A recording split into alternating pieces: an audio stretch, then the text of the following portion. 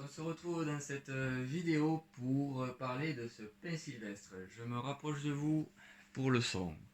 Donc, c'est un pin sylvestre qui est d'origine italienne. Ça fait au moins une trentaine d'années qu'il est en pot bonsaï. On s'en rend bien compte avec la quantité de ramifications et de végétation que cet arbre a développé en pot. Pour parler du style et de la forme de cet arbre, donc c'est un arbre qui a des petites écailles. Elles sont pas forcément profondes et épaisses, elles sont légères. On a un mouvement ici léger du tronc, vous voyez donc sur la caméra, et ensuite on a un twist ici qui se fait à l'arrière ici là, à l'arrière sur le tronc, et on a aussi ce twist ici de première branche. Donc on note aussi ce jean ici important avec ce chari ici qui vient sur le tronc, et on a aussi cette branche, première branche avec ce chari qui tourne et cette veine vivante qui tourne autour de ce bois mort et donc qui caractérise cette première branche. Tout ça, parler de ça, pourquoi et pourquoi en venir à quoi en fait? En venir au fait que je trouve qu'il est très intéressant dans notre recherche de construction d'arbres en bonsaï, d'avoir une résonance, d'avoir une correspondance entre le vécu du tronc et son histoire qu'il a acquis dans la nature, avec ses accidents aussi, et nos branches qui sont en relation avec ce vécu et cette histoire-là. J'aime bien ce principe-là de recherche. Ensuite, donc c'est une je sais pas là, c'est une énième, on va dire, on va partir comme ça, c'est une énième mise en forme.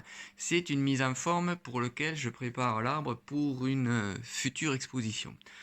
Donc ça veut dire quoi? Ça veut dire que il n'y a pas de gros fil de ligature. On utilise donc du fil de cuivre inférieur à 2 mm. On en utilise le moins possible, le plus petit possible, et quand c'est nécessaire, on va plutôt privilégier l'utilisation de tirants ou de haubans, comme vous voulez, pour mettre en place les branches principales. Quoi rajouter de plus? Vous pouvez vous rendre compte aussi, ici devant, vous avez une cale. Donc pourquoi? Parce que c'est un arbre qui s'était un peu affaissé sur l'avant. J'ai décidé donc de le relever un peu sur l'arrière pour justement lui donner ce côté un peu plus élancé, un peu plus élégant. Je vais prendre le téléphone et je vais me rapprocher de cet arbre et vous expliquer aussi aux soucis auxquels j'ai été confronté depuis quelques années, que je m'efforce de corriger, mise en forme après mise en forme. Donc je vous rapproche de l'arbre. Hop. Donc ici, hop, hop, hop. Là. Son écorce. Vous voyez ici le twist que je vous disais, le tronc. Et donc on a ce twist de branche avec cette veine et ce chari qui tourne en correspondance avec ce chari ici et ce jean sur le tronc. Donc je vais tourner cet arbre. En même temps, je vous fais profiter des plateaux d'un peu proche. Alors ici, c'est un arbre qui avait été construit avec toute la végétation et la naissance des branches sur l'avant. Le problème, c'est que le problème que je considérais pour moi qui était important à corriger, c'est donc cette branche ici qui était vraiment sur l'avant, la naissance. On le voit ici, voilà. Ici où on a maintenant, j'ai fait un jean et un chari. Donc cette branche qui était sur l'avant, la naissance, me faisait une grosse partie ici de la cime et de l'arrière. Or, je trouvais ça pas très agréable. Donc j'ai voulu vraiment travailler sur les années depuis que je l'ai avec moi, cet arbre, pour corriger et pouvoir donc éliminer ces plateaux ici, pour ne garder qu'une seule branche ici. Sa naissance ici à mon doigt est bien à l'arrière et vient me former ces trois plateaux ici pour la branche arrière.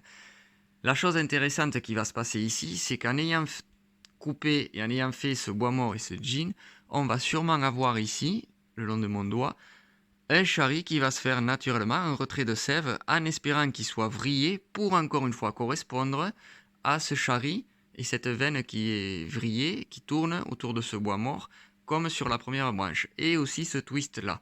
Donc vous voyez, toujours essayer de rechercher une cohérence entre le tronc, le vécu et les nouvelles branches que l'on construit. Qu'est-ce qu'on peut parler de plus? On peut parler aussi, voilà, je vais vous faire remarquer un petit truc. Voilà, vous voyez ici, en se reprochant du pot et sur l'arrière, on voit ici, voilà, que l'arbre s'est soulevé.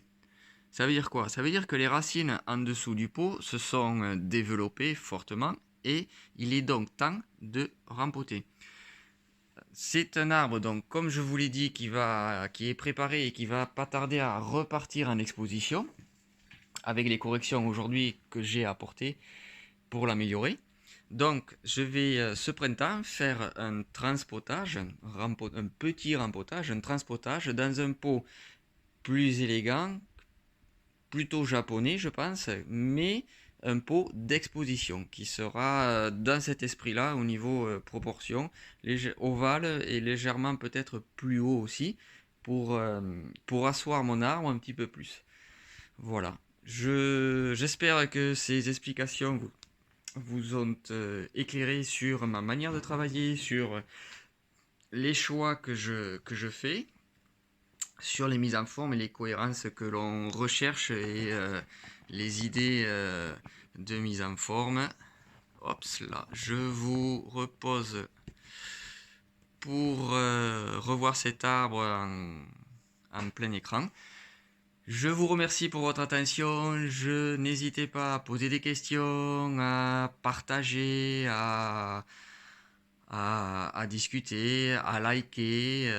Voilà, je suis disponible pour tout échange. Je vous dis à bientôt, portez-vous bien et à bientôt donc pour une prochaine vidéo. Bye.